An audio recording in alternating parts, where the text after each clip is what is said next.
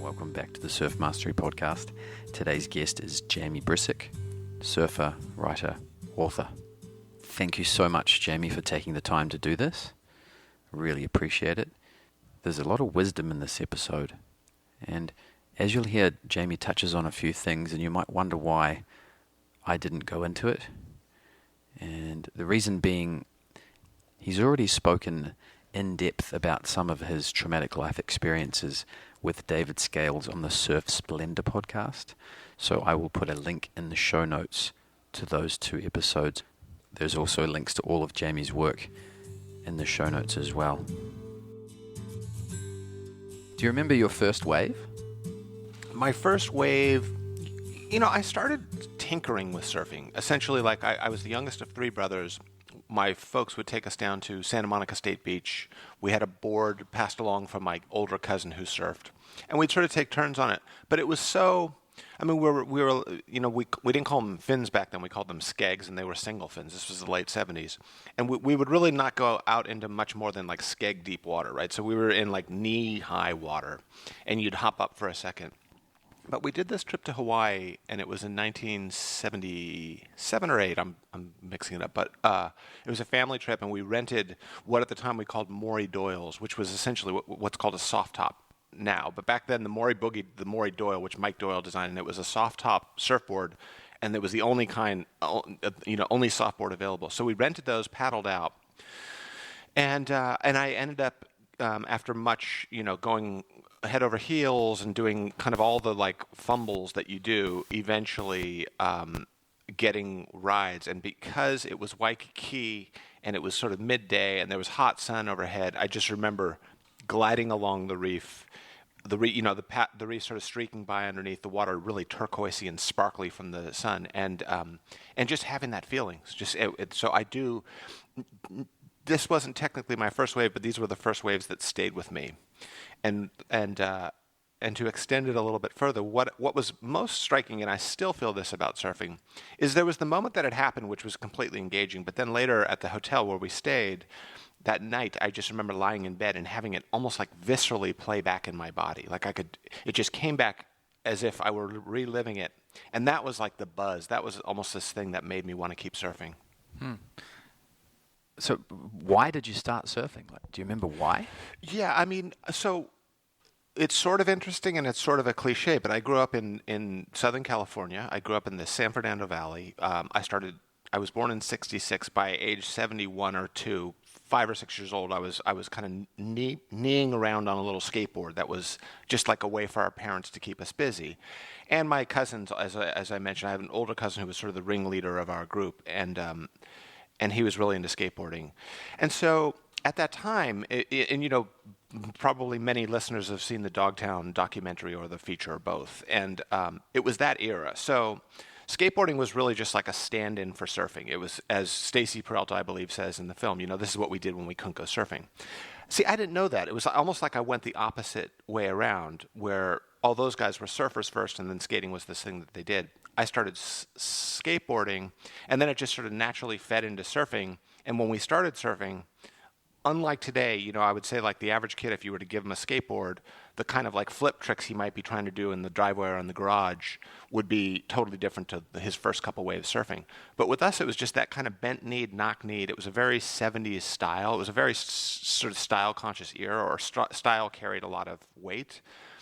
And so the very way in which we kind of glided down the street or the sidewalk on our skateboards was just exactly what was there. So, it was really just hot summers in the valley and my folks looking for a way to entertain their 3 boys, and they'd take us to Santa Monica State Beach and we'd go out and surf, and that it was just fun. So it's kind of started off as play. Yes, for sure. Do you remember when it transitioned from play to something a bit more serious? Yeah, and it's interesting that, because it's almost like the apple was introduced to the garden, so to speak, because as I say, I have 2 older brothers. My oldest brother passed away, but the 3 of us were always out surfing together. And in 1979, we started surfing Malibu, and Malibu was a great scene, and as it is today. But I guess it's always been a great scene. It was so full of colorful characters. It was as engaging to be on the beach or in the parking lot as it was to be in the water. And it was this kind of like rite of passage. It was sort of we lived out in the valley in a suburban neighborhood where everything was kind of cookie cutter and organized, and the scene down at Malibu was just wild, and you guys were drinking brown bag beers on the beach, and our parents kind of gave us a little space there, so it felt like in this coming of age way, it was like, okay, now we get to find out who we are. And so in 1979, we were there one day. We'd sort of started riding the very inside of Third Point. Third Point was a good wave back then. It's a glorified closeout now, as we call it. But one day, a truck pulls up with some worker guys in the back, and they hop out, and they just start erecting this scaffold. And as it grew, right before our eyes, out in the water were suddenly these really good surfers on bright boards and bright wetsuits. And as it turned out, they were the Town and Country surf team. This was Larry Bertelman, Randall Kim, Calvin Maeda, Vince Klein, et cetera, Buttons, Dane Kealoha. And they were setting up the Sunkissed Pro, which was the first. I don't think I even knew the contests existed before this, but it was at the time an international pro contest. So we got to see. So over the course of that week or weekend when the event happened, we were just these little kind of like awestruck kids running around, like watching our favorite surfers that we'd seen in the magazine, and watching them compete and watching their psych up thing and their preheat rituals and the waxing of the boards and the polishing of the bottom and the stretches and all of it. And it was so alluring. So suddenly, like, surfing went into this next realm. And then I wanted to compete because I was attracted to it. And I was a reasonably good surfer. I was 13, 14 at the time. And it took me almost a year before I actually would have the courage to compete in an event, because I was a real pipsqueak of a kid. And every event that I'd gone to with the intention of entering, the waves were bigger than I wanted them to be. And I was afraid to just go out and ride insiders and officially mark myself as a wimp. So finally there was an event at Malibu, and I went out, and not having a clue what to do, I just sort of tied on this oversized jersey. They didn't even clear the water. So it was almost like any other surf, but there was suddenly something at stake. And I got through my heat, and then suddenly I was in the finals. It was just, it was the boys division. There were, I think, 12 surfers in the entire boys division. So then I was in the final. I ended up getting second to a guy who would become my longtime friend, Solo Scott, who's a great surfer from LA. And then that gave me the buzz. And I got, I walked home with the trophy, and it was, so suddenly there was this thing of, it was like entering into this world, and there was a way to kind of keep this surfing thing alive. And not that I was only 14, so it wasn't like my parents were saying you got to get a job or you got to go to college or anything like that. But I could sort of see, by virtue of the surfers older than myself, that there was like, oh, you could get sponsored, you could get free wetsuits, free board, boards at cost, free clothes, get your contest entry fees paid for. And then suddenly there was surfer Willie Morris from LA County who turned pro not long after. And then I saw what he was doing, and then suddenly it did become like business. There was just much more at stake, and it was more competitive. And I dare say, like, for better and worse. I mean, because then there was like, I was fortunate because I did well. I somehow easily transitioned into the contest scene, and I was of an age where I was at the upper age of the division I surfed in. So I was like, the boys, I was 14, not 13, and that was a difference back then. So I brought home trophies, but I mean, there was certainly like a sense of letdown if you didn't do well. Mm. So you kind of, were you a natural athlete with other sports as well? No, I wasn't, and not that in any way, like I wasn't. It wasn't that I was a nerdy kid or an intellectual kid or anything like that. It was just that from such a young age, I was into skateboarding. Which was an individual sport, and definitely back then it had a little bit of the rebelliousness that that surfing had back then too. And I think because of taking on skateboarding so seriously, it was almost like if you skated, that means you didn't play baseball, basketball, or football. A lot of those team sports that had a jock quality to them you were sort of picking your lane, and my lane was skateboarding. So I skated well. I mean, I can remember being this little kid at skate parks and having older guys like going, this kid's good. But I wasn't athletic in the traditional sense of like, I was a home run hitter on the baseball team, or I was good at, on the basketball team. I did team sports I didn't know. When did you get sponsored? I got sponsored age 15. First sponsor was McCoy Surfboards, then Quicksilver and Rip Curl. And then I, not long after, switched over to Channel Island Surfboards. And it was free gear.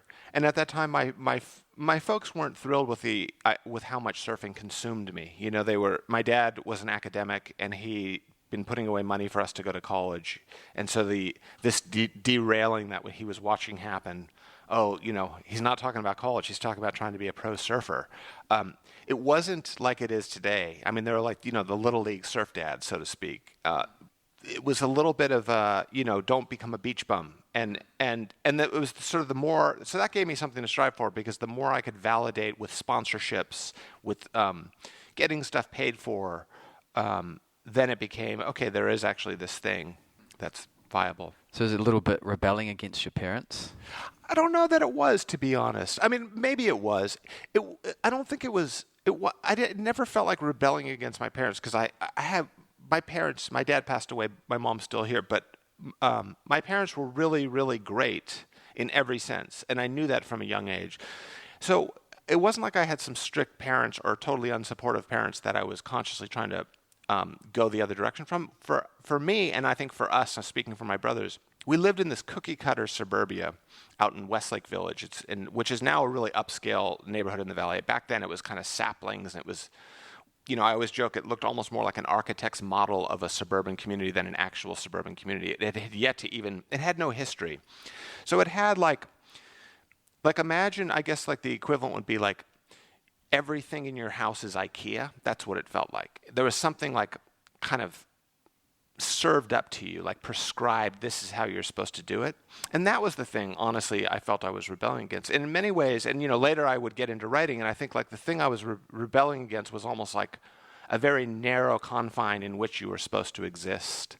And my personality, although obviously I was young and still forming, was very, you know, I guess the other thing I should say is, at the same time that the competitive surfing was happening, punk rock was happening in LA, and we got really into that.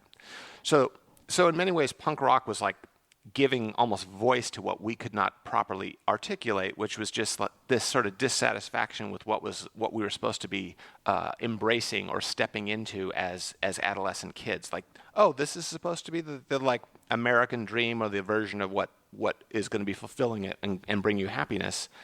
You know, no, So, like, I think because surfing was individual, you know, wasn't a team sport, and because at that time it was marginalized, it felt like that was a great way to rebel.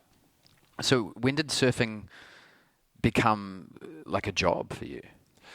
I mean, I guess probably the day I was on retainer as a pro surfer, because when I was working my way towards that, it was such the dangling carrot that I never thought of as a job. In fact, it was utterly exciting. And I kind of, Quicksilver had laid out a few things. If you win the West Coast Championships, which is like winning the NSSA Nationals now in the amateur ranks, you know, win one of those, try to win it the next year. If you can build up a solid contest record of these events that kind of create attention for you, and you build up your name, and the magazines are now interested, and you're getting pictures in the mag, then we will send you off on your first trip. So I think the first trip was, they sent me to Hawaii. I don't even think I competed. It was more just to try to work with photographers. I got a couple pictures in the mags. And then the first proper trip was 1986. I went to Australia, and they said, you know, we'll buy you a plane ticket. The rest you're on your own, and we'll see how you do it. There were 4 events. And I think then, I don't think I consciously thought of it as a job, but it definitely, I mean, the trickiest thing was, it was so damn fun. It was so exciting that it never felt like, oh, I've got to go to work today in that humdrum way. It was more like, how do I keep this going? So I felt the stress that might be closer to what a family man might feel, where it's like, I got to keep this shit going, because if I don't, my kids are going to starve. For me, it was like, I'm going to starve, you know, spiritually, if I can't stay on this tour. So it was less about, it never ever felt like a job. Like, everything was a joy. And all the training, I got really into it, because I was of a generation where, like, Mark Richards won his 4 world titles famously on a diet of steak and Coke. I was the beginning of the period where Tom Curran was training, Tom Carroll was training, Martin Potter trained really hard. Diet was being brought into it. I mean, we were all looking, I looked at tennis, and I think a lot of surfers did, actually. This was the era of like Yvonne Lendl and John McEnroe and Boris Becker. And they were serious athletes, and it was sort of like, oh, here's the model of how you do this. So all the stuff that was about, like, you know, what we might now call like self-improvement, I guess, or like bettering oneself as an athlete, that was all just a joy. It was exciting. So you were conscious of that you needed to progress to stay. Absolutely. Yeah. Because, the thing, and I'll say it, this is important to qualify. I was what I refer to as a middling pro surfer. I mean, I was never in the top ranks. For better or for worse. At the time, it was definitely for worse. In the long run, looking at how some of the surfers who've done really well have found it harder to kind of assimilate back to civilian life, as they call it. But my highest rankings were in the 40s, I mean, I got third in a couple of events. I was in magazines. I got out of the water and people were cheering my name and I was signing autographs. I had like those moments in that kind of ego realm of like, oh, I'm doing it. But it wasn't as if I had some spectacular career, But you're quite observant. You must have noticed the difference between average surfers and good surfers. Yes. And then good surfers and great surfers. Definitely. And how did you're self-taught, I'm guessing, or did you have a coach? Or Yeah, it was self-taught. There was really no coaches back then.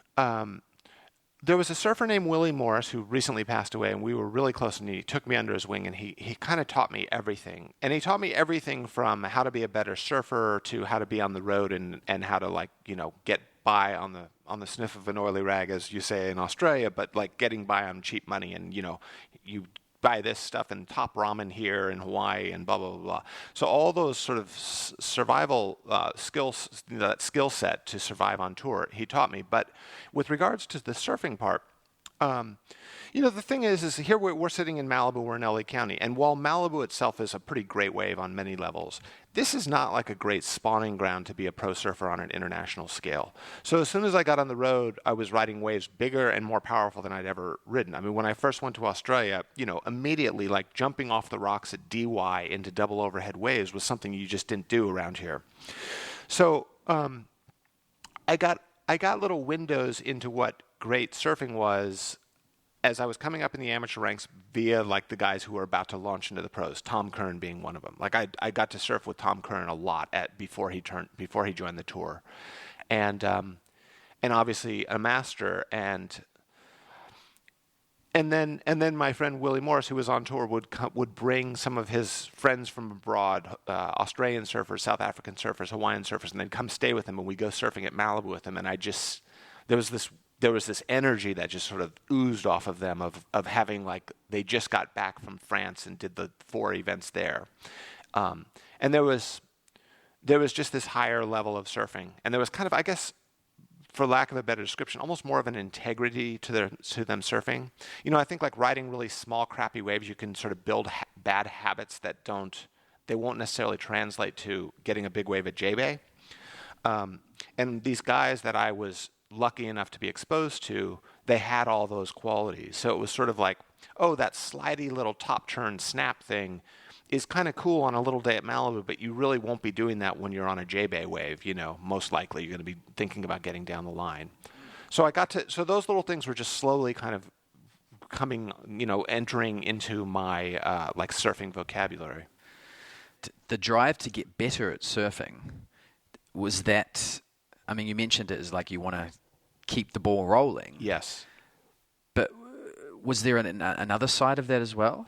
Yeah, for sure. And this is something that I think back on so fondly. And this is where, regardless of, I guess, when I qualify that I was a middling pro surfer, I'm almost underselling myself, because the truth of it is, I think anyone that gets on tour is so deeply entrenched in surfing, it's kind of so flowing through them nonstop that the guy who's number 5 on the rankings versus the guy who's 45 on the rankings, that thing is the same in both.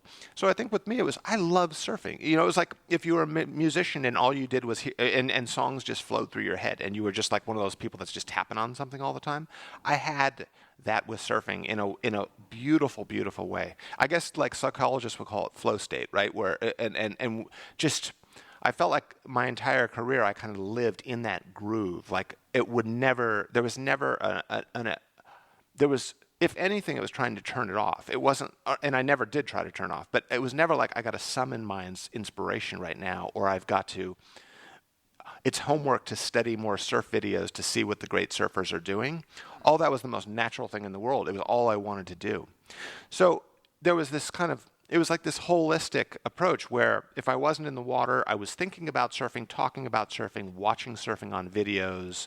I did a lot of cycling because I lived out, being out in the valley made me a little more hungry. I didn't always have the beach right there. So there'd be times when I'd go for these really hard rides, and I was turned on to a book called Creative Visualization by Shakti Gawain, which in many ways was way ahead of its time. I mean, it came out in the 70s, but it sounds much more like a title of today. And what it was is it was almost doing these meditations where you just visualize yourself doing what you wanted to do. And so in my case, it would be, the NSSA National Championships are coming up in August. It's now June. Every night before I go to bed, for the next 2 months leading up to that event, I'm just going to lay there and imagine, putting on my wetsuit, waxing my board, peeling on the jersey, walking down to the wet sand, into the water, paddling out for the final heat. And every single little gyration of the hips and arm gestures and everything that I would do for that 20-minute heat or 30-minute final or whatever, right up to like coming out and having friends go, "You killed it, bro. I think you won. I think you won." And then finally the moment where they announce the results and that glorious moment of winning. That was a really, really cool, fun thing that, it transcends kind of surfing, but it was this idea of visualizing it. When I speak about it now, it seems like more of a thing. Back then, again, it was just really natural. It was like my mind was going there anyway. Interesting. Yeah. I guess there was a certain element of acceptance as well. Like it's coming naturally and you're accepting it. You didn't overthink it. You didn't judge yourself. Yeah. It was intense though too. I mean, that's the thing where it became, for lack of a better description, jock-like or jockish. It became very competitive and very kind of alpha dog. So there was the intensity with that. So in many ways, it was the things that were challenging were very much like privileged challenges to have, because it was, as thinking about it now, as a teenager into my 20s, when I look at a lot of other kids that age not knowing exactly what they wanted. I mean, I was fortunate enough to know absolutely what I wanted, and there was kind of no stopping me from going after it with great enthusiasm. Yeah. Does that urge still live within you? I think it does. I mean, I have it with writing, but it's interesting because, I mean, this is an entirely different conversation, but with writing, it doesn't work that way. I mean, it can work that way, but there's a certain very direct way to athletic greatness or athletic achievement. And we see it on the world tour. I mean, you have the off season and you see one surfer get really into working on his surfboards and his training, and he might be with some coach, and then and then the season starts and you just see that person sort of elevated their game. I mean, I think that can happen with writing as well, but it's less of a kind of like clenched fist determination, and it's a little bit more. It just takes more time. It's sort of like a daily practice of writing and reading and observing and living. And I think as a writer, oddly enough, some of the best things that have happened to me have been horrible things, like things that have sort of opened my humanity or my empathy. My wife died 6 years ago suddenly, and that made me a better writer, which is a really strange thing to say, but it absolutely did. And it happened quickly and slowly. But in many ways, my writing advanced because I stopped caring so much. I stopped trying so hard. And I think I had a sort of something cracked open in me where I understood people's struggles in a way that I hadn't maybe before. Whereas for an athlete, you almost want to cloister yourself away from that stuff. You want to live in that kind of Muhammad Ali, Rocky Balboa, I'm the best, I'm the best, I'm the best, I'm the best. And you drive yourself with bursts of ego.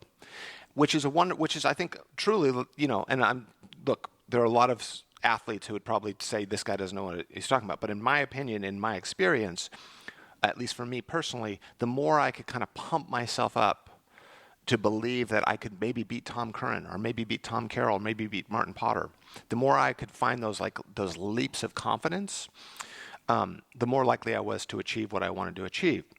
so it was very much like in the realm of the ego. Whereas writing, and I think a lot of art making, it's about kind of humanity. It's about, of course, it's about being smart and intelligent, but it's not. There's a less direct path to get to that thing. When you say ego, it makes me think like maybe to get really good at surfing, you need to be somewhat narcissistic. I think so. I mean, it's interesting because ego is often referred to in the negative, and I think in many ways it is. If for someone's entire lifetime, provided they live the 70, 80 years or whatever most of us hopefully will live, to live in that space the entire time would not be a good thing. I think you see that. That's where marriages collapse. That's where shitty fathers come into the play, right? Or mothers, for that matter. But when you're in that competitive realm, it does demand a certain narcissism. I mean, I used to think of it as putting the blinders on, almost like a horse, right? In a horse race, where it's sort of like all you're seeing is that finish line, and you're just galloping towards it.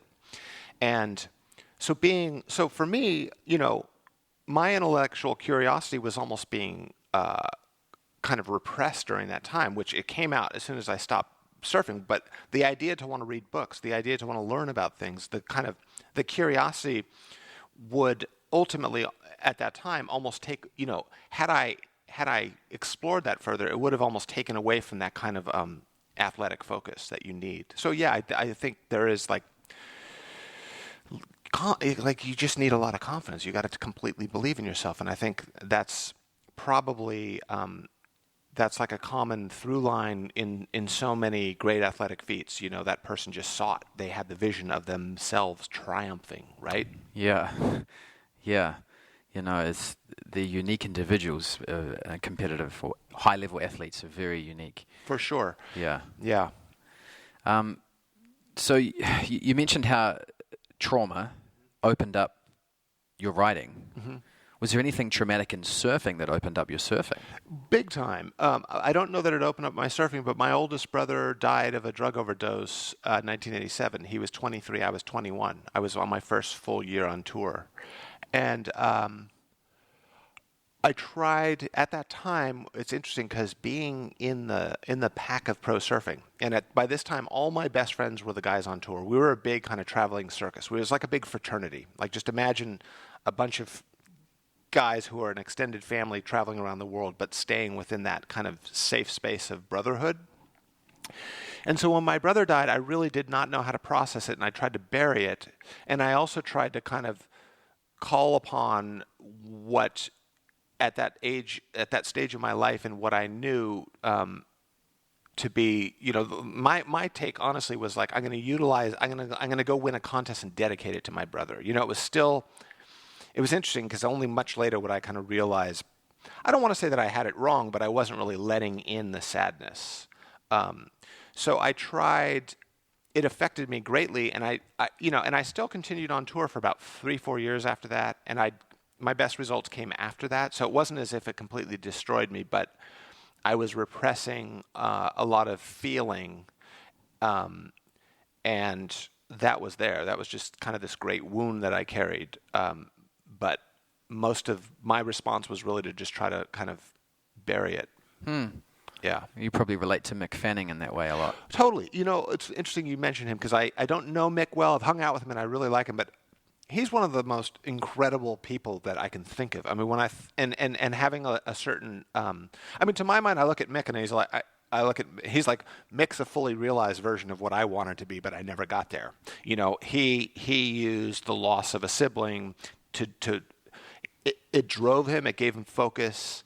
I remember Derek Hine, who's a great friend, coach, mentor, etc., said to me at one point that a lot of the great surfers have something they're working out, right? Like it's a neglectful parent, or there's, they were burned by some girl or guy that they wanted to be with. There's like there's some kind of thing that provides them a little bit of a kind of chip on their shoulder that they can drive forward with.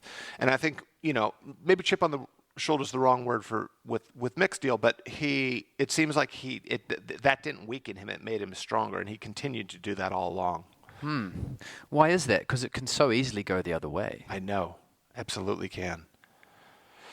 That's a fabulous question. I mean, I think it's so hard to know. It's so hard to know what, because I aspired to that, and I had my moments, but there was also a kind of like unraveling that was slowly taking place within me, and almost like self-destructive sides of myself are revealing themselves as maybe as a result of that repression. Maybe it was stuff that was already there, but I mean, maybe that is the difference in the athletic realm of kind of a champion versus that ability to find that focus, really, to not fall into the despair or the self-pity that can so easily happen in those times. Yeah, because I'm sure most people can relate. Like losing a loved one. Yeah. For most people, I think they would they become unfocused, For sure. possibly depressed, Definitely. less productive, Yes. etc. Yes. I think that's how most people would relate to that experience. Yeah. The one thing that's important to point out, okay, because now, I mean, it's been 25 years. I write every day.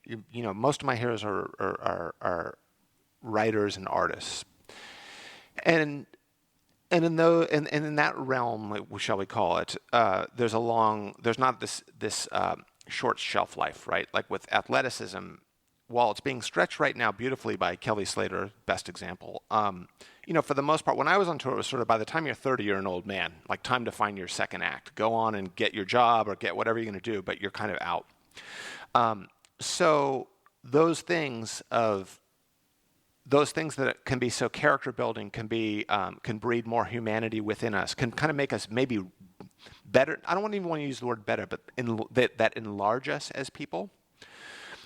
When you've got the hourglass tipped on a pro surfing career or a pro athletic career in general, and it's kind of like you've got time, you've only got so long, and then before you're even midway through your life, most likely it's going to be over for you. The stuff that you might have gained, the stuff that might have enlarged you via this trauma, via these things that in the moment seem terribly unfortunate, they may not have time to be fully realized within you. So by the time you might go, okay, I lost a loved one, and now I understand why. Now when I look at a homeless person on the street, I don't have a kind of far right wing attitude of I have no sympathy for you, get your shit together, and our health care is never going to take care of you. You come to the other end where it's like, I understand, I'm right there myself. I'm not far away from that. That stuff's not like someone dies and you feel that 2 years later. That stuff maybe a decade later. And in an athletic career, that decade is often the length of your career. So when I think of it in terms of like art making or writing or a songwriter or a visual artist of any kind, like that stuff can find its way into this. What is likely going to be a lifelong career or a practice that will endure that will stay with a person through their lifetime, and maybe even be getting better, and maybe be even getting richer when they're in their 60s, let's say. Whereas with athleticism, like definitely, like I have a flow with the surf that is it's not all diminishing returns, but I know that at age 25 I could hop up on a wave and do things that I don't do now. Whereas with writing, I know I'm getting better, and I know the deeper I go as a person, and the more I learn and understand, and the more experiences I kind of process it within me, the more material I have to write with. Yeah. Do you think surfing is an art? I think so. I think it definitely. I mean, I don't. It's not something that I would like. I think it in a way that's not. I know there's been the argument, sport, art, lifestyle, that whole debate. That's like not a debate I'd say it's all three of those things in many ways. It's sort of just wherever you take it. But I definitely find when I really came to realize surfing was an art, there was a time where it was probably a decade after I'd stopped being a pro surfer. I was writing for magazines. I was working at Surfing Magazine as the editor, and I was I really wanted to be a writer. I wanted to be a serious writer. And I moved to New York specifically to kind of shake off my surfing past and to kind of just retrack myself, because I felt like if I stay on the path, there's a very, very prescribed path of where I'll go if I just sort of follow surfing, which is basically let's just get the best waves we can, and that's what our sole focus in life is. And I went, I'm going to derail, I'm going to take that elsewhere. So I moved to New York specifically just to have a new experience. And at that time, I had this idea that surfing was kind of taking away. Anytime I purposely didn't want to surf because I want to sit alone and read books, and I wanted to build up my kind of writing output, my ability to sit at my desk every day and write. And then when my wife passed away, I hit such a low, there was absolutely nothing that felt good to me. And I moved back to LA, in actually Malibu, where we are now, and I started surfing again, and I kind of gave myself a break. I was like, just go surfing. You just do that. Like, that's kind of going back to the familiar. And oddly, like, being in the ocean was as familiar as anything I could think of at that time. Surfing started to feel good, and I started to kind of reframe surfing in relation to writing, which is effectively an indoor activity, you know, it's sedentary. You sit. Reading and writing is not. It's almost the antithesis of dancing across a wave.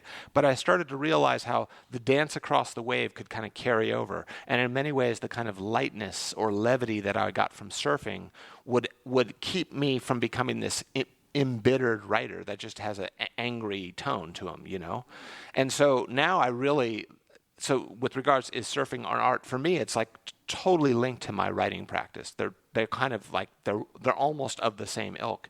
And when I have days when I feel like I'm hardening inside, if I go surfing, it can lighten that up. And that's like, I think, important. I want that as a writer. I want humor. I don't want anger, you know? Do you seek solace when you surf? Yeah, I think so. Is it possible to get solace in a crowded lineup? Great question. Well, you know, interesting that. Here's the thing: if I work somewhere if I worked in an office every day with a group of folks where there was like cooler conversation and Friday night beers and all the kind of conventional stuff, and then I fought traffic because I was working 9 to 5 or roughly those hours, to go out at Malibu in a crowded lineup would not be solace.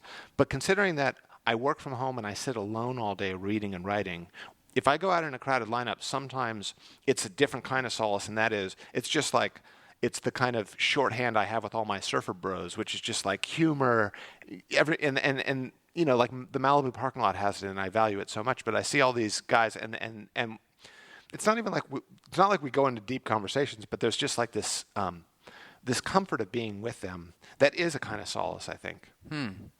Yeah. How do you feel about the crowds in modern surfing? Tough. I mean, that's where it's hard to be optimistic. You know, it seems like it's just getting increasingly sort of unsustainably crowded, and it's tough because I love surfing and I pay a lot of attention to surfing and I write about surfing a lot.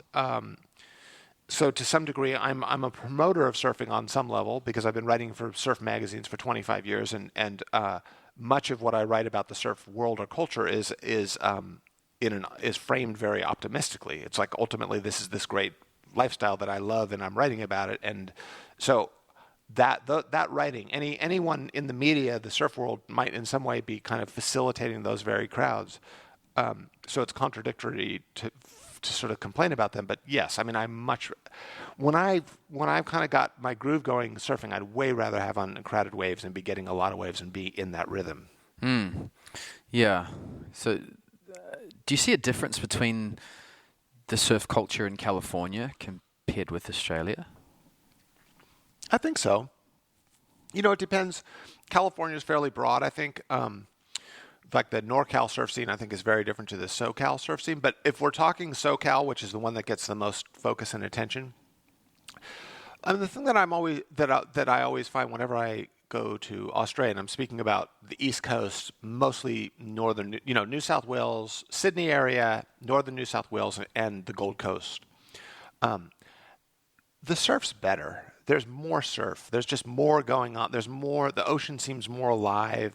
Specifically in Sydney, there's more kind of crags and coves and reef breaks and bounces in the corner of this beach. And the surfing experience is, it just seems a little bit more, it stretches you a little bit more. I mean, I remember when I first started going to Australia, as I said, like, jumping off rocks to surf DY or the wedge at Whale Beach or whatever spot or surfing Narrabeen, I instantly had a sense of these guys are more hardcore than the surfers that I know in the LA County area.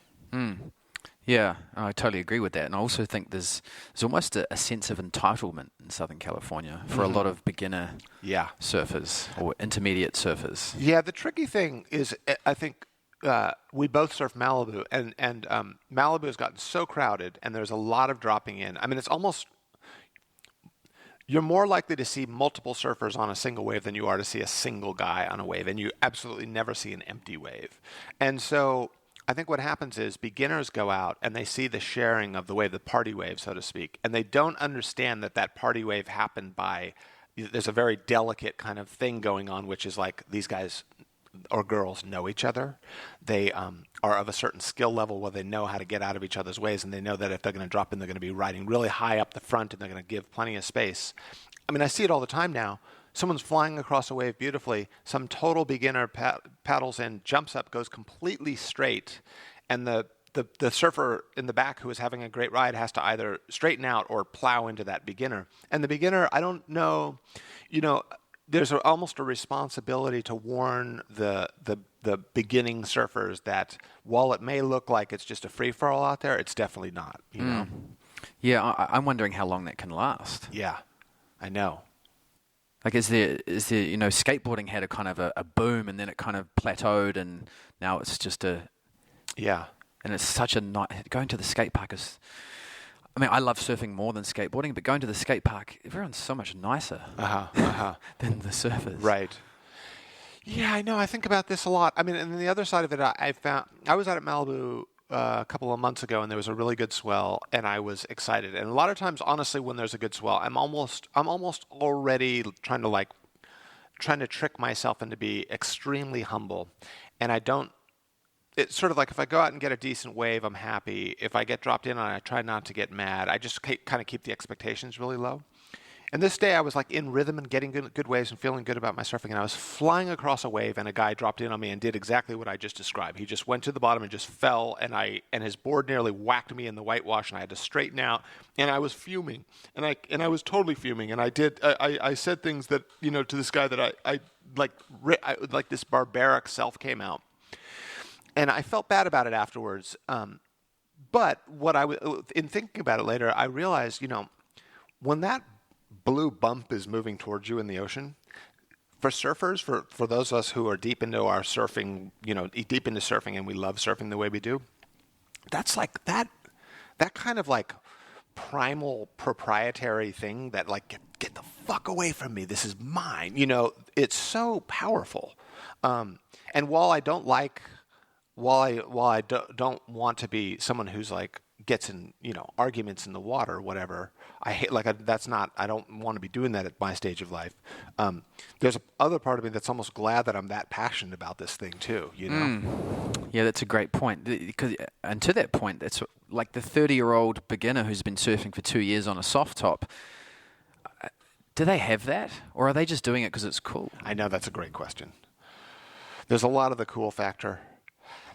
And that's why I think there's a lot of them over the next 5 years, they're going to drop off. Right. And surfing is going to sort of balance out again. Yeah. That's what I'm hoping. Yeah. No, I know I know. I mean, in terms of, in my kind of greedy, give me as many waves as possible way, I totally agree with you on that.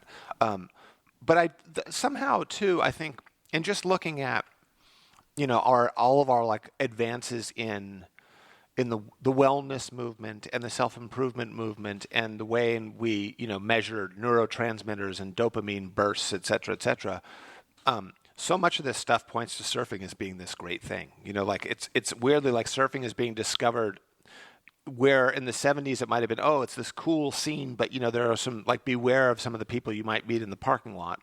Now there's this wholesomeness to it, and then there's almost like, scientific research of how good it is for us, right? There have been these books written about like the negative ions coming off the ocean and all that. So there's a lot more stuff luring people down to the beach, Yeah, that's true. Shooting ourselves in the foot. I know. Oh, you can always travel though.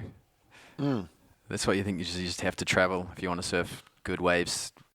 I agree with you. Although, in the last decade, I can recall doing, I did a boat trip through Costa Rica at one point, and I was going to supposedly remote places that were not uncrowded at all. And I started thinking, wow, it's almost inescapable.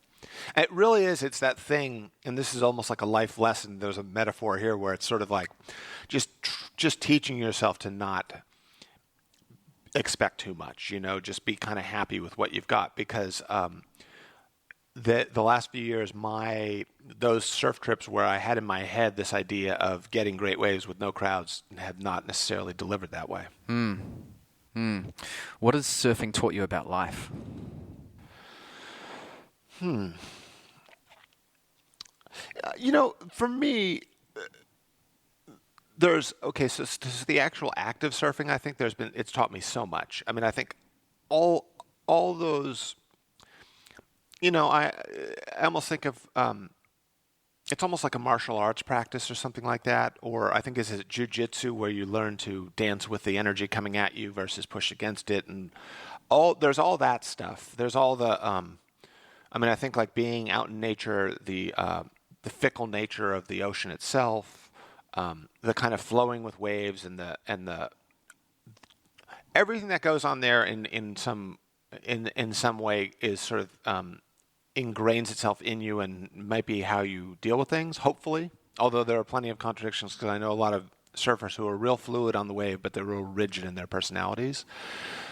But for me, I guess on some level, it's this microcosm, and it's something that I know so well, where I can look into this surf world that I've been, it's been a source of fascination and something I've engaged in for 40 years now. And what's happening in our little world of surfing is often sort of mirroring what's happening on a larger scale. It's a microcosm for what's going on. Even just like social media practices among surfers is like showing what social media might mean to the world today. So that I guess I'm constantly learning from it on that level. Yeah. I never thought of it like that. Wait, how would you describe your relationship to surfing now? It's probably passive aggressive. It's Malibu. No, I know. I'm still a complete surf animal. I if I allowed myself, I can go so get so into it and kind of let the alpha side come out and be competitive and have my ego just kind of run wild. But I try not to. So when I say passive aggressive, it's sort of like I'm looking at it more. Most of my days, I've got a lot I want to write while I'm alive, and I thankfully have no shortage of things I'm working on. So my days are really, but I can only sit in a chair for so long, and I can only sit alone in a room for so long. So the way the surfing comes in, it's almost this kind of foil that I use to go out and just sort of wash it all off and kind of rejuvenate and then go back to it. So I'm almost like, to the best of my ability, I'm pretending that surfing is in the background, or it's this other thing, but I am actually really, I really, really love it. And there are times when I feel really good. I get a good rhythm going, and there might be some kind of string of good waves or swell, to where I feel like, oh, it's still very alive in me. I still feel I can take off on a wave and feel really good. It's interesting you say passive aggressive, because First Point Malibu has to be one of the most passive aggressive places in the world. Yeah. Yes. Do you think that that was your first two words when I asked that question? Do you think that's because you're a victim of the culture, or do you think the culture is a victim of the surfer's attitude?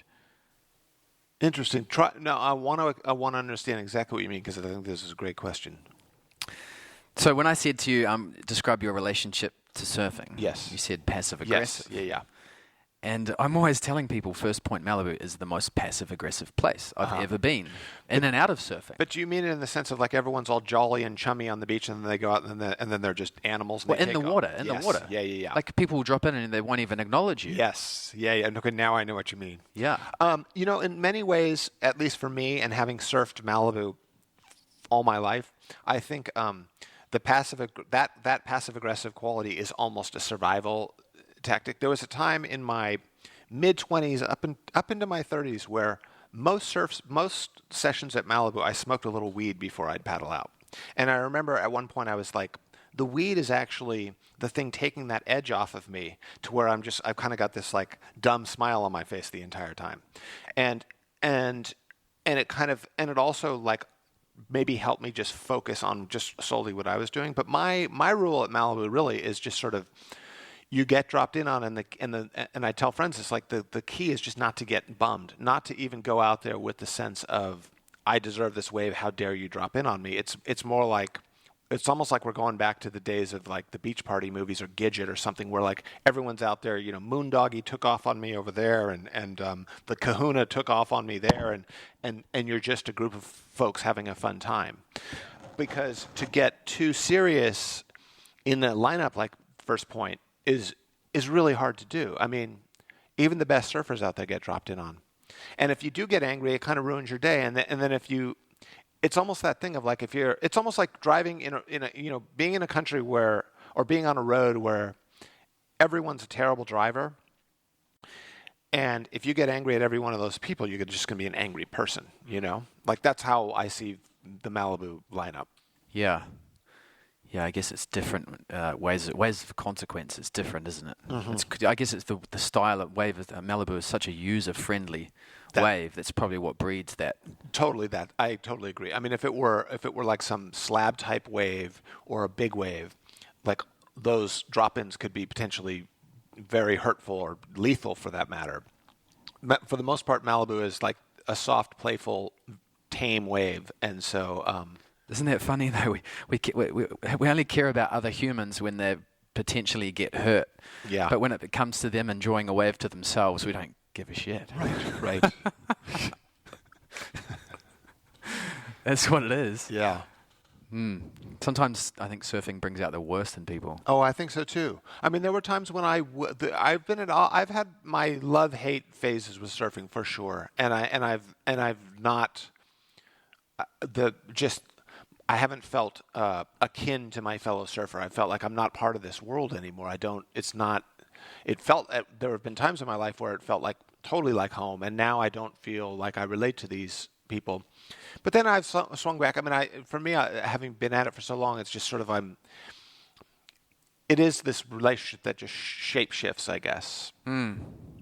Yeah, interesting you say that. Yeah, I go through those cycles too, where sometimes I just don't even go surfing. Yeah. Me too. Take a break from it. And yeah. I think you need those breaks sometimes, though. Yeah. Yep. Yeah. What do you think the future of surfing holds? I wonder about the future. I mean, I wonder about the future in every sense of the word. I mean, I think the wave pools will probably keep coming. My sense is that the surfing is just going to get bigger and bigger. There will be more people doing it. Hopefully, we'll find ways of being able to deal with that in terms of crowding. I think it's going to get the technology is going to be a part of it more than ever. Yeah, I wish I had a better answer.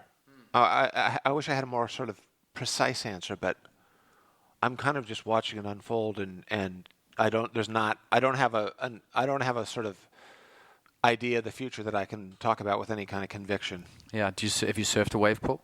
I surfed the Kelly's wave pool. Yeah. Your thoughts? Well, I went up. They did this thing where they had a media couple of weekends, I guess it was, or media days. And so they invited sort of different writers from different magazines, editors, and some photographers, if I'm not mistaken. I think maybe mostly writers. But I was with a group, and I knew all the guys. That I was with, I don't know, half a dozen of us, I guess. And the idea was we all got 4 waves. We got a right, and then immediately after a left, and then a right, and then immediately after a left. And then there were 2 kind of heats. So you got your thing, and then we had lunch, and then we did it again later. My feeling was, my immediate thought, just by the way in which they structured the day, I remember saying this to my friend Matt Warshaw, the editor of the Encyclopedia of Surfing. I said, I feel like this master chef has invited us all, a long way to travel for this great, great meal. And he sort of served us an hors d'oeuvre, and he went, "Thanks for coming. See you later." Like, it was this thing of like, I just got like a tiny taste of what I wanted so much more of. Yeah. And in many ways, I was grateful for that because, again, it was that thing of like, I'm still a full surf dog. Like that side of me is still that frothing guy is still inside of me, even though I don't always realize it. And almost in an addict way, like if they said, write a $10,000 check and we'll give you 5 more waves, if I had that money in my account at that moment, I would have gone, sure. Yeah, it was great. But the wave itself was fantastic. And I blew a couple of them, and then I connected one, and it was great. It was really, really exciting. The thing that I think people have talked about this, but two things. One, it really made me aware of my own kind of habits as a surfer. There's this kind of mirror effect that the pool does, because my typical thing is if I were to go surfing, I'd paddle out, and the very first wave that comes to me, I'd jump up and I'd kind of feel my wax and feel my body and just kind of, get a little, like, try to fall into some kind of groove. And then I'd paddle back out, and if anything's coming to me, I'd go for it. And then as I'm kind of gaining rhythm, I might start like waiting for the sets and sitting and going for that more. To drive to Lemoore, a long drive, to stay in the hotel, to show up in the morning with coffee cold, to do a couple little stretches poolside, and then to jump in and then suddenly have this wave come at you. There was this performance anxiety that I'd never, ever experienced before. It was almost like more than I've had in you have that in a heat in competition where, like, it's the final of an event and that first wave comes and, like, you're nervous, and if I fall, I'm going to push my momentum backwards. If I rip it up, my momentum will move forward.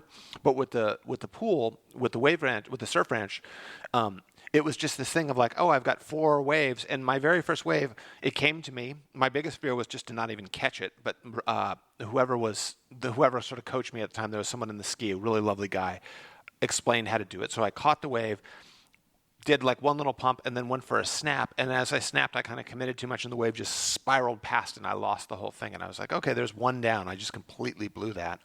And then I think I blew another one. I only connected really one, but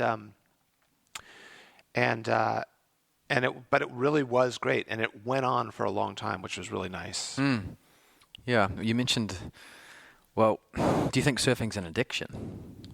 Yeah, I think so. Not that everyone gets addicted, but I think for sure it becomes a thing that whatever. And I won't articulate well what goes on with an addict, but there's definitely that thing. Yeah. It's one of the healthier addictions, though. Yeah, I think so. Though I have a dear friend who's writing a book about this right now.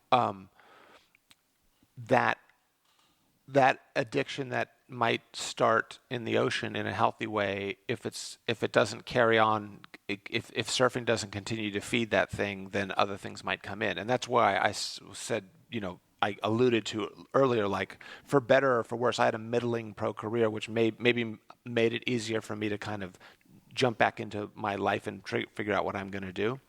Some of my peers who were world champions and top ranking pros found it harder to do that stuff and did find addiction elsewhere. I mean, there are many cases of that. I think there are many cases of that in professional athletics in general.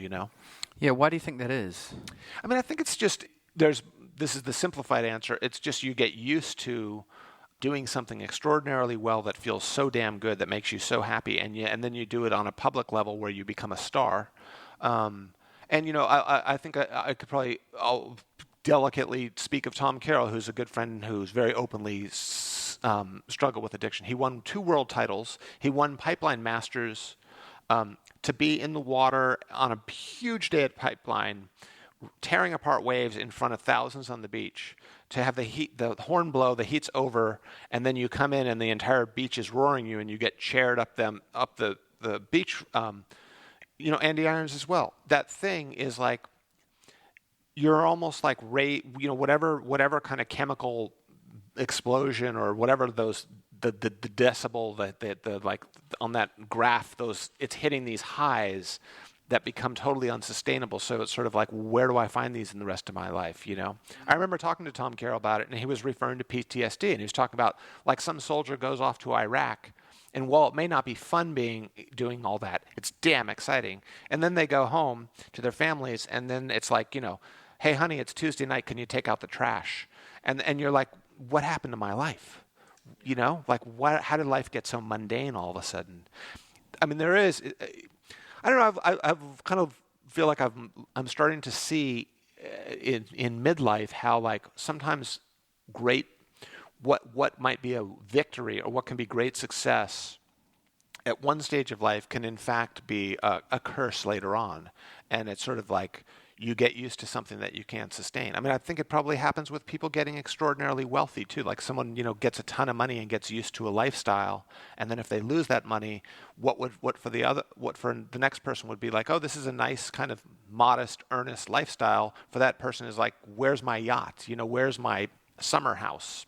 Where's the penthouse in New York overlooking the park? You know, and so it's another version of that I think happens with the surf stars that we know of. Yeah, because we've got stories on the elite with the elite athletes. So you mentioned Tom Carroll and Andy Irons. So Andy didn't manage it well, and we lost him. Yep. Tom figured it out. Yeah, for sure. He was fortunate. Yeah. Because he went through it bad. Yeah. And now he's great. And now he's so inspired. I mean, he's inspiring in a way that probably he didn't even know he could ever do at one point when he was in his lowest lows. But I see Tom as, I mean, and he's a dear friend, but he's proven to be a champion far beyond just as a surfer. Yeah. What I want to get at is that I think we all have, the elite athletes, they have it to an extreme level. Mm-hmm. And then we look at Tom, and he's learnt to manage it. Yep. And I was wondering whether you alluded to the fact that maybe you had redirected it into writing. Mm-hmm. For sure. And was that easy or hard, or like? No, it was really, really hard. I mean, I think, and this relates to where we started earlier, is, you know, when I was a pro athlete, there was a very, I don't want to say a direct, but I felt like the blueprint of what made a great athlete was pretty, it was a fairly obvious thing. And I learned it from Willie Morris, and I learned it from Tom Curran, and I learned it from Tom Carroll, and I read every surf magazine. And I was, you know, you get your boards. There's this sort of like, there's the variables. There are all these variables. You know, the competitive surfing is so fickle, and it's so about getting the best wave, and it's about not making the right turn and making the right choice on that wave, and, you know, not cutting back and rebounding so that you lose the section, but, you know, knowing when to keep driving down the line, all that stuff, right? And all that stuff kind of is in this improvised, spontaneous, that is all happening. But to prepare for all that, you get your fitness as best as you can. You get your boards, which is always a huge deal. Get your boards just right. And you train a lot, and you surf a lot, and you just try to get as in that rhythm as you can, and then the competition comes, and you hopefully do well. When I started writing, I realized that, you know, first I just needed to sort of abandon my ego. It was like, this isn't that kind of bombastic, I'm the man attitude that can make for a great athlete. You don't, like, the person that says I'm going to write a best-selling book, I'm immediately suspicious of. You know, like, that's kind of like, that's not even the point really when you get into that thing. I mean, it might be nice, but if that's why you're doing it, when the Booker Prize happens and the writers that win, or the Pulitzer or whatever, it's not like this fist in the air, like, look at me, I'm glorious, like a boxer that just won the heavyweight bout of the world, championship of the world type thing. It doesn't work that way. So it's a much more kind of quiet and humble, long education. And so to teach myself really just to sit in the chair and to read and write every day and to just listen. And I guess just learning that, you know, that, like, writing, I guess, is just it's a commitment that's to this longer thing, and it almost has a sort of spiritual. It's like this spiritual journey on some level, where there might be years and years where you're not bearing any fruit from what you're doing, but then it might come later on. So it's like an act of faith, and surfing felt way more immediate. So it was just sort of almost like my entire what's the word? Like my tempo, I had to almost slow down. Is that because does writing need to have an element, there has to be a sort of a pioneering aspect to writing? Like an originality and... Yeah, I think so. I mean, that thing of finding your voice, for sure. Yeah. Whereas in surfing, it's like you can almost just be another cookie cutter, air reverse, throw the spray, and you make money from it. No, that's a very good point. Was you look at... Did you watch Thank You Mother, Torren Martin? Yeah, I've seen it, yeah. Like, to me, I'd way rather watch that than... Yeah. Another clip from...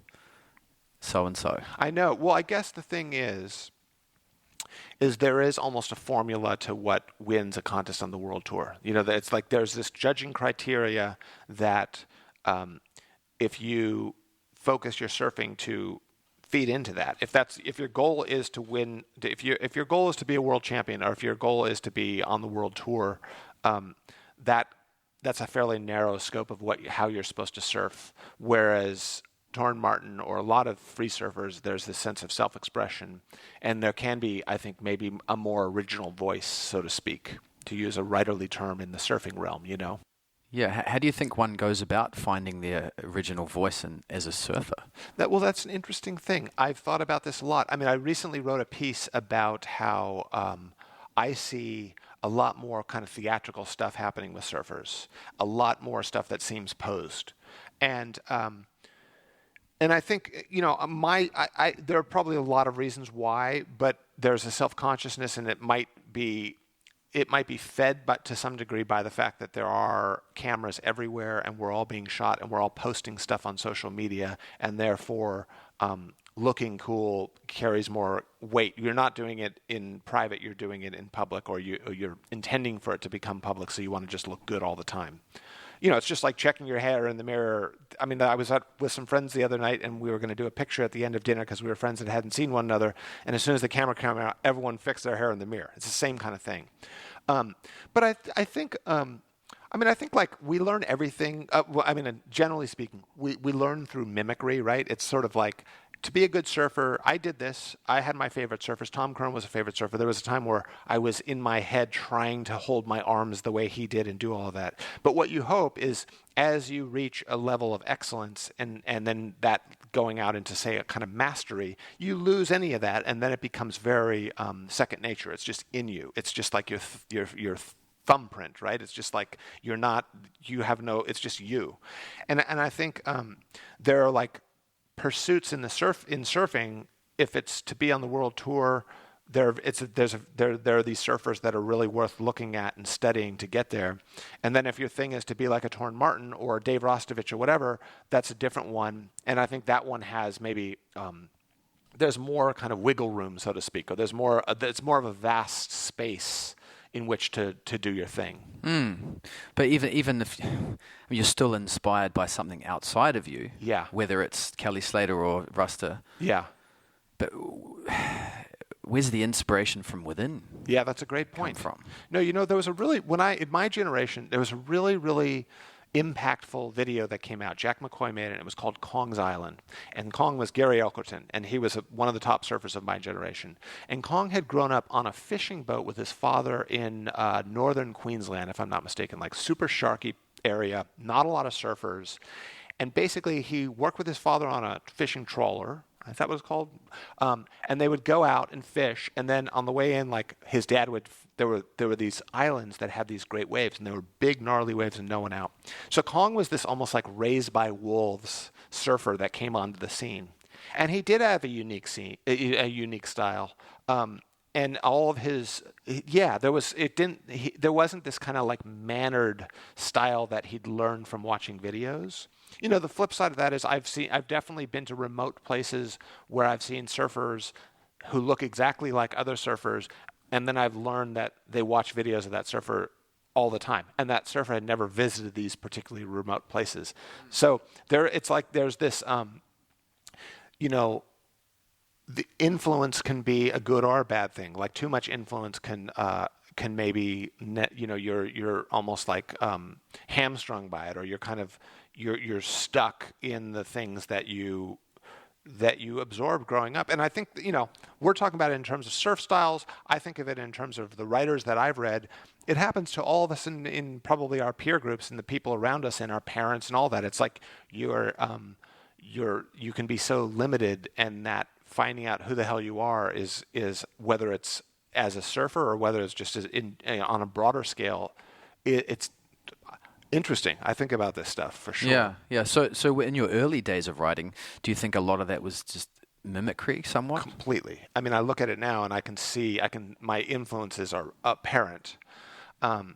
And it's almost like with writing, I almost did exactly what I'd done with surfing, which was, I mentioned the Town and Country surf team, Larry Bertelman, Dane Kealoha, et cetera, showing up at Malibu. Those guys became my heroes. At that time when I was 14, my friends videoed, or not video, but they shot Super 8. We would watch them projected on the wall in the bedroom. And I was a regular foot. Most of these guys were regular foot. When the goofy footer got up, I watched it with a mirror backwards so it imprinted upon me.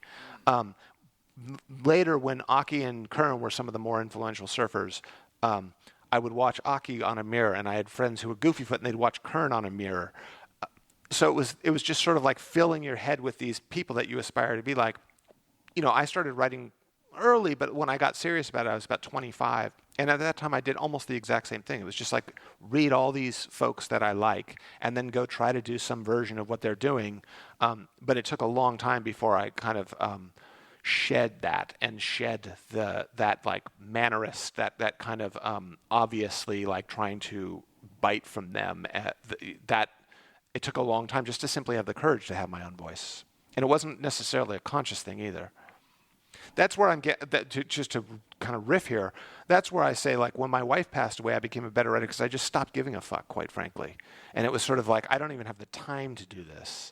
Or I should say, I didn't have the energy to try to sound like someone anymore. I'm barely even here, And that's where, going back to earlier, in the art making, in the sense of self-expression, sometimes, or in this, I guess being an artist is the best way to put it. Things that are trauma, things that they don't seem like good things in the short term, they can actually affect you and imprint themselves or become a part of you that is actually really, really good later on. Yeah. So you mentioned, so the shedding, well, you mentioned not giving a fuck. But that's only not giving a fuck about what, though? What others think? Because you certainly you can't just not give a fuck about writing, because then you're not going to write. Yeah.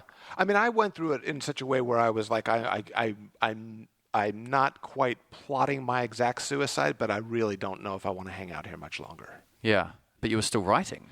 Yeah, because it was almost like, this is when I realized I guess I am a real writer, and I felt like an imposter for many, many years, because writing was like one of the things that made me feel good. It was like, okay, it was like this life raft of somehow, I weirdly, if I were, I could get super cosmic about this, but in many ways, like coming to writing around age 25, I started getting stuff published at age 25. I was keeping journals all through my years on tour. Was almost preparing me for something that would be a huge traumatic loss, a huge loss in my life, because when it happened, surfing certainly felt good, and I did that almost like I just sleepwalked my way down. It was just somehow like, okay, just do that. Like some survivalist thing went, go to the water and go out and ride a few waves, or even just swim around, just get in the ocean. That might make you feel better. And then writing was also that too. And then writing actually, I wasn't consciously going, I need to write my way out of this, or writing is my savior or salvation right now. It was more like, I'm just broken inside, and I'm writing, and I'm not even trying to write. It's just like somehow that need for self-expression was really, really strong. The need for self-expression. Yeah. And it was put to the test in a way that I would wish upon no one, Yeah, so that need to immerse yourself in surfing when you were a surfer, is that the same as the need to express yourself as a writer? Does that? Yeah, I think so. I think they're coming from the same place. That's the interesting thing that I think about, because I was kind of I was a kid that sort of covered up by trying to be witty and funny, and I was definitely like, I wasn't like some introverted person that couldn't mingle with the crowd. I was like able to mix with the crowd and be funny and probably appeared to be like a well-adjusted kid, but I had this inner life always. And it was sort of like I was almost trying to cover up because I was afraid of that. And so I would try to be the funny guy, the clown, the class clown. I was like a guy that was shouting across the room in class in high school and stuff like that. But the other side was surfing was my way of kind of dealing with a lot of that awkward stuff. And it was almost as if like I can't express my feelings verbally, and all the hormonal stuff going on in your teens, right, in adolescence. But I can do it out in the water. And I totally remember like liking this girl so much, and I was so shy. I liked her so much that she just made me stutter. Like I couldn't speak a word to her. But I would always imagine her on the beach, and I would just tear apart waves to the best of my ability, thinking she might be watching. And it was almost like, this is my love letter to you, or this is my way of communicating to you. So it was a vehicle of self-expression, and one that like it was pouring out of me, gushing out of me. Do you think that's an element with all great surfers, self-expression? I think so. I mean, I think when you're talking great surfers, I think like all the guys on the world tour, let's say, just to go into that, if it didn't start that way, it sort of became that way. I mean, there is almost a thing where it just got like snowballs, or it gains its own momentum. You know, I mean, I think there are some folks who are way more natural at it than others. And then there are the ones who had to really kind of cultivate their craft or their skill as a surfer.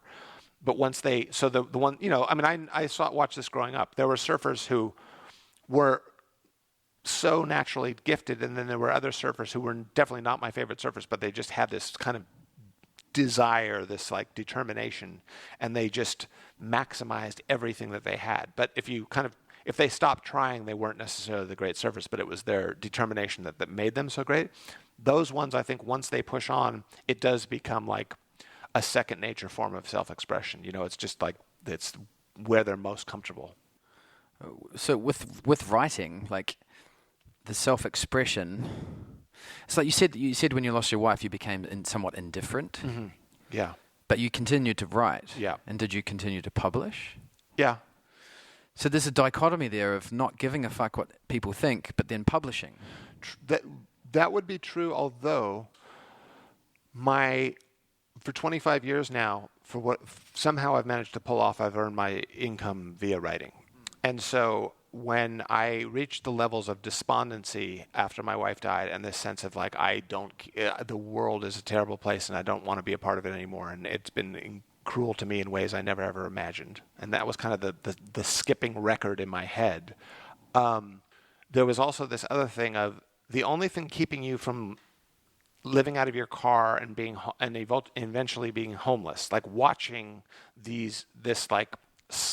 I'm like a couple bad moves away from becoming an alcoholic, not earning enough money to pay rent, so I'm sleeping in my car, and then I lose all self-esteem, and then maybe I'm like living on the side of the road.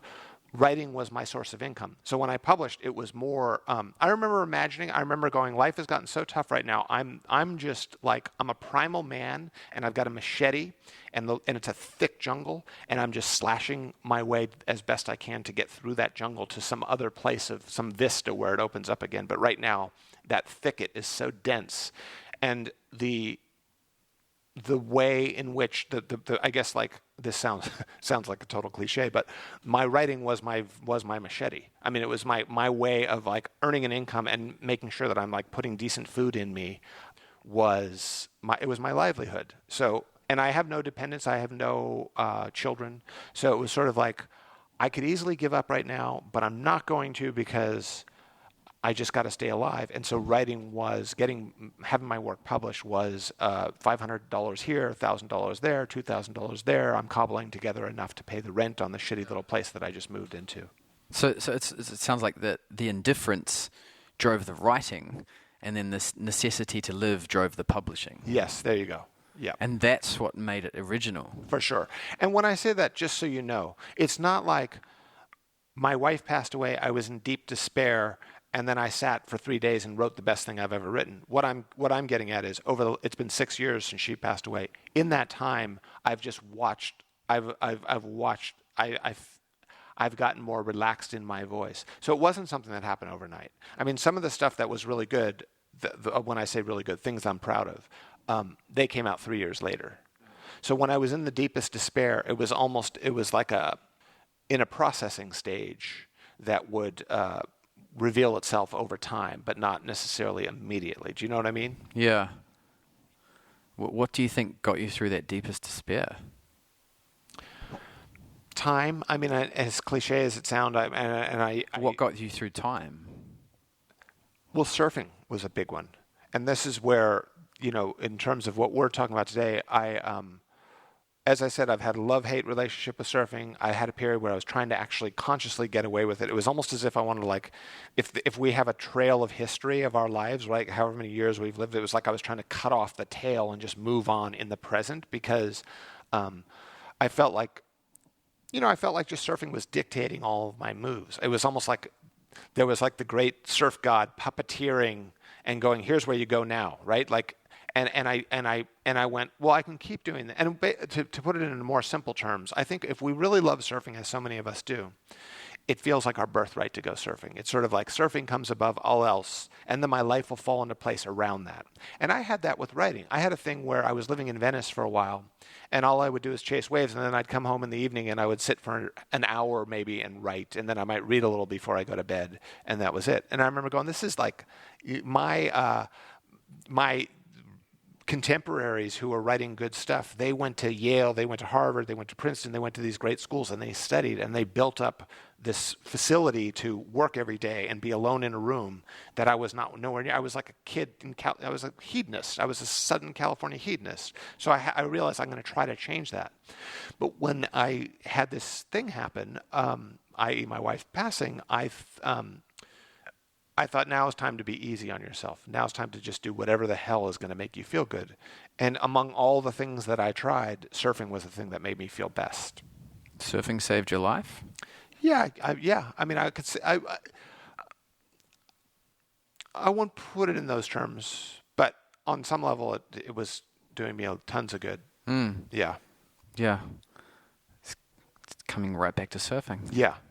And writing too, and writing in some weird way, because I've assigned it this sense of purpose, and I've assigned it as something that's, I believe in writing, and I believe in what it can do, and I think because I'd spent years and years, and it's almost a spiritual practice, or it is a kind of act of faith in this thing of like you're every day you're sort of praying or setting intentions in what you believe that literature does and can do, or art for that matter. It's this thing that can inspire and transport and transform and transcend. And so, because I'd done that for so long, even in the lowest state, it was sort of like my rote response, my reflexive thing was just to like sit with my journals and scribble stuff every day and make notes for things. What has faith got to do with it?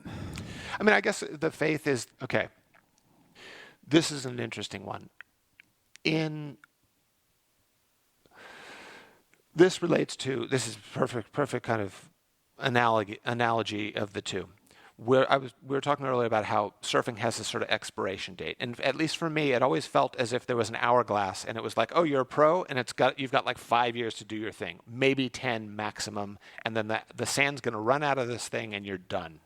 And then what are you going to do? Because for me, writing is a lifelong thing. Writing often is. A lot of my heroes, most of my favorite surfers are in their 20s or early 30s. Most of my favorite writers are 60s, some in their 70s. So there's this longer line. So with regards, you asked the question, faith. If you're a pro surfer and you want to, make the top 10 that year or win the nationals in the NSSA and the amateur ranks, it's all more immediate gratification. It's all kind of coming very, very soon. The kind of a friend of mine once described it as the writing world works at a glacial pace. It's like you may not write anything great for 2 decades or more, but if you every single day make your practice what to you feels like the product of the productive, the right moves, right? Which is just sort of taking in great literature and making sure there's some output every day. And you do that, and you do that, and you do that, and you do that. It's like prayer. It's like, and what I found is it's kind of like praying for the goodness of everyone versus praying for, like, I want to get, I want to earn $100,000. I want to get the promotion at work that I've been wanting. It's less of a selfish kind of prayer. It's more of like, I'm in this vast realm of ideas, and hopefully I will be able to somehow channel some of them, and it'll make it into the work that I'm doing every day. Do you know what I mean? To a sense of purpose. Yeah, a sense of purpose, exactly. Like to contribute to society through your chosen art. Yes. Yeah, and that's where, again, we're kind of going back to this thing. If you're some kid who got on the world tour and you've been on for a couple of years and you're now in the top 10 and you're going, this year is going to be my world title, that direct thrust towards winning the world title that year is totally appropriate and healthy and part of what it is to be a pro athlete. If you're a writer and you're going, I'm going to write the bestseller and I'm going to win the Pulitzer this year, those writers it doesn't work that way. So it's like this longer game. You're playing this long game, and you're playing this thing of. So when I say faith, it's sort of like you're just doing this thing because it's not necessarily about some kind of ego gratification. Typically, I mean, there's people who probably disagree with me, but that's my sense of it. So that's the faith. That's the sense of faith. That's the sense of prayer of, like, I just believe in this thing. And that's where, I guess, on some level, your own life parallels the work that you do. So it's just, in many ways, it's like trying to be a good person. Interesting. It's interesting you mentioned the long game because, and you made the analogy of the hourglass of surfing. Like we're all surfers, we're faced with that. For sure. As we age, our surfing ability is going to decline. Yep. Our boards are going to get bigger, our waves are going to get smaller. Yeah. To the point where if we're lucky enough to live that long, we might not even be surfing. Yeah. So we need something else to supplement that. And that's something that Andy Irons didn't have. Right. It's something Tom Carroll discovered. Yeah. But for the everyday surfer, I feel like there's a lot of surfers holding on to that for too long. They become frustrated and angry, and it contributes to the sourness in the lineup. No, well said. And it's funny you say sourness because I see a lot of that. And that's where, and I'm 52 years old. I've been doing this for a long time. So I've been that guy at one stage of my career. I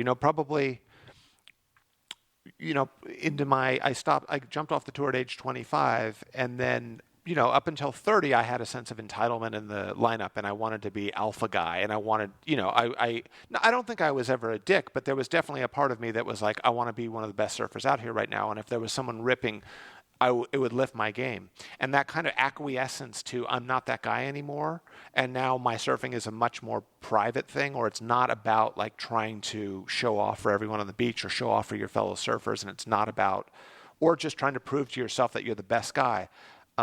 That's not something that can last. There's no way it can last. Yeah. And how did you learn that lesson, to have that long game? I mean, I think I learned it slowly over time, and I think I started to see the diminishing returns of surfing. I remember distinctly, one really cool thing that happened to me is when I stepped off the tour and I officially retired, and there was a thing where, like, I was sponsored by Quicksilver, and they were like, we could put you on a photo incentive and you could try to get back in there. And I just went, you know what, I did 5 years on the tour, I'm done. And then I was living in Sydney at the time. A friend of mine was the editor, Andrew Kidman was the editor of Waves magazine, and he gave me a job as an associate editor. And I was really curious about writing, and it was kind of like the blinders of my athletic life came off, and I was like, holy shit, there's all this great stuff in the world that I've been missing out on because I've been trying to get in the top 16. And then working at the magazine was great because it was Mason Stewart Publishing, and there were multiple magazines. So there were all these folks who were making magazines, and it was just like this. They were fascinated by pop culture and current events, and there were conversations that I didn't have in the limited world of pro surfing.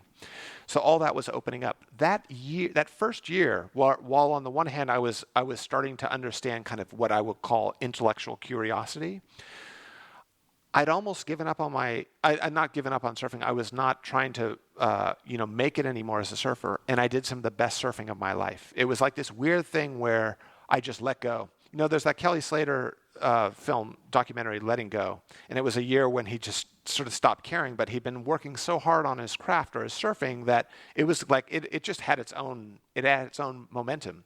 And I felt that. After a year in Sydney, I moved back to LA. I was living in Venice. I was coming up to Malibu all the time.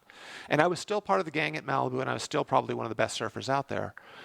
But what would happen was, like, if there were good waves, I would see all my friends, and I would go out and surf 3 times and have a great time and be kind of like buoyed up by the praise of those guys going, dude, you're ripping bra and blah, blah, blah, blah, blah. And then, the swell would pass, and then the next day would be a foggy day, and there'd be no waves. And I'd go up to Malibu because that was what I did. My inner compass just took me to the Malibu parking lot every day. And there'd be no one there except for the guys who sleep in their cars, who never got careers. And they would have that sour, bitter stuff. And I would look, and I had right glowing in front of me was, don't go down this track, figure out your shit, find a life for yourself. You don't want to become a surf bum. You don't want to put all the eggs into your surfing life because it will maroon you and you will be a lonely, embittered guy. And so in some weird way, like seeing that kind of shadow side of the vibrant surfing world, surf scene, those were the days I'd go home and I'm like, I'm going to read that book I'm supposed to be reading because I'm pretty sure this is how I become a better writer. Or I'm going to enroll in that class at Santa Monica College or Art Center so I can do a creative writing class so I can get a conversation going. So it was almost seeing those examples. And I think slowly, just over time, my ego, my identity was less wrapped up in surfing. And then as more work got published and less even about trying to get published. Like the thing that I found great with writing is it wasn't necessarily about like, look at me, I'm the shit, bro. It was more like, God, I get to travel to this place and meet people and ask a lot of questions. I mean, what was really refreshing for me when I got into journalism, it was like it wasn't the Jamie show. Whereas my pro surfing life was trying to make the Jamie show happen. When I got into writing, it was like all I'm doing is like getting to absorb all these great stories or these great places that I was traveling to. So it really became less about like I'm not the front man for this. I think Paul Theroux, who was a writer, who was a great mentor of mine, he once said, writing is an education in the eyes of the public. In other words, like what the things that I'm interested in, I would go out, get to learn about, and I would write about them. And the thing was not so much about like, here's my piece in print, I'm going to show it and share it with all my friends. It was more like, it's in my head. I had this incredible, I spent the last month researching this thing. How cool is that? So that was the thing that allowed me to have less ego in the surf. As that was gaining momentum and my life was veering in that direction, it was like, okay, I'm not the best surfer at Malibu anymore, but that's cool. I'm excited to get home and keep working on this piece I'm writing. Yeah, it's awesome. Yeah. A lot of surfers don't have that. I know. And sometimes they have it, but let's say they've committed to a writing class at Santa Monica College, and then there just happens to be the swell of the year when they're supposed to be in class. Yeah. And they go to class and they can't even focus on class. Yeah. I know. That's a very common thing. I mean, yeah. I think that happens. How do you deal with that? I don't have it anymore because at one point I just made the conscious choice and it was almost like a white knuckling thing, It was almost like that thing that we were talking about addiction earlier. It was like I'm addicted to this thing, but I'm got to retrain myself. And it didn't happen overnight. It was just slowly being like, okay, I'm going to have to miss the good days because and it was, out of necessity. I mean, look, if I came from a wealthy family, if I was a trust fund kid or something, I might never have. I've lived long enough to watch friends who have real cushy setups with regards to that kind of thing. They don't have the pressure on them, and they don't really give up the surf lust. They're enabled by virtue of the safety net of the family fortune or whatever it is to keep surfing. So I never had that. So it was like my livelihood depended on it, and my mom and dad were great people, and I could have crashed in the spare room, but I was never going to do that. So I've got a rent I've got to keep up. And yes, the surf is good today, but I've got a piece due tomorrow. I've got to sit and write. And Now I have no problem with it at all. In fact, I almost enjoy the smaller days, and that part of that is just because it has gotten so crowded, and when there's a swell, everyone's on it. But no, I mean, I just surf when I have time. But I for a decade or more now, I wake up every day, and it's about what I'm writing. And what are you working on at the moment, can I ask? I'm working on a book about surfing. Oh, cool. What is that called? Two birds, one stone. No, I'm writing a novel, a kind of autobiographical novel about the very stuff we're talking about coming up in surfing, my brother's passing, and all that stuff. Oh, cool. Yeah. Excellent. And then you just released another project with Birdwell, correct? Yes. About 5 years ago, I started writing kind of vignette short pieces for Birdwell, for the Birdwell blog, and I've been working on them 5 years. I think we've done 112 now, and so last year at one point we talked early on about doing a collection of them, and so last year end of summer we started talking about, okay, well, let's edit and put together the best ones, and so I did that, and we released the book just recently. It just came out. Yep, and it's available on birdwell.com? Yes, birdwell.com. Too easy. Yeah. Any final words to the surfers out there?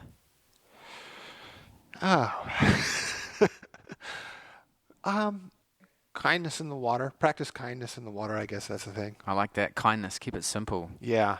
Yeah. And keeping the fun alive. I mean, and it's hard for me to say that because I can say that now because really it is about fun for me. And all I'm really wanting from my surfing experience is just to go home feeling like with a smile on my face. Yeah. And so when it does get super competitive or overly crowded and there's the big swell and people are like fighting for not only the waves but the parking on the street, that I don't want it to be such a cutthroat environment. But there was a time when I probably contributed to that kind of stuff. So. But I thank you, Michael, for having me on the show. Yeah, thanks for doing it. It's awesome. Appreciate it. All right, until next time. Thank you. Thank you. I'm closer to the golden dawn, immersed in Crowler's uniform of imagery.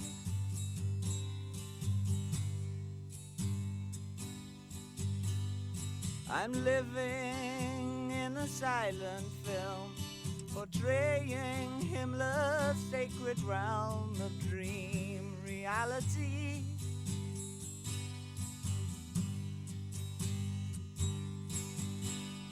I'm frightened by the total goal, drawing to the ragged hull, and I ain't got the power anymore. No, I ain't got the power anymore.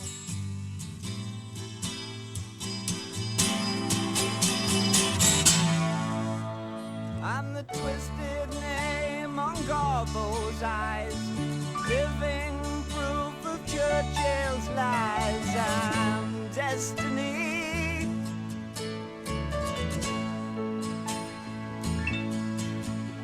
I'm torn between the light and dark, where others see their target, divine symmetry.